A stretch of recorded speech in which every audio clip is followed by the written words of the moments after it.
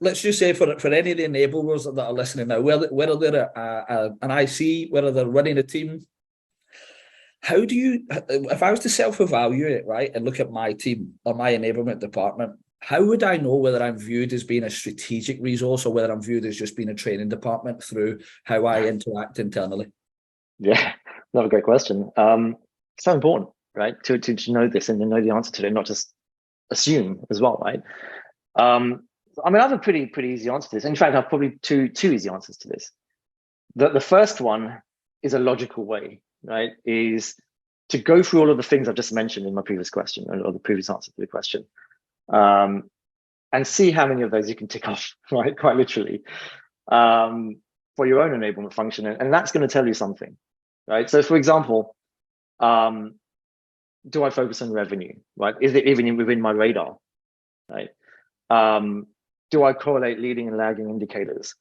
Who do I report to, right? What does my bonus scheme look like? Those are black and white binary answers, right? And that would tell you something. And you might have a few of those, you might not have some, but it will tell you something.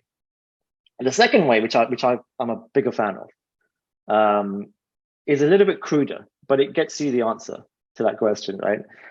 Is to ask your sales leader, CRO, CSO, VP sales, or perhaps even business executives, CEO, CFO, CFR especially, ask them two questions.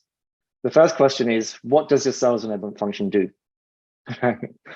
Easy question. And the second question is, can you describe the revenue impact of your enablement function, right? To either of those groups. Now, if the answer to the first question is, to what does the sales enablement function do is training and onboarding, then right? Is operational.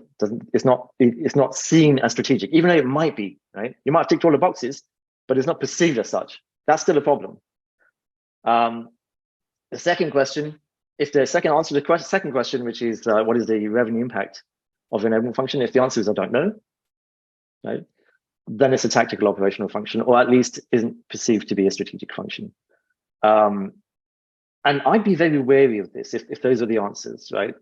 Training on onboarding, and I don't know what the impact is.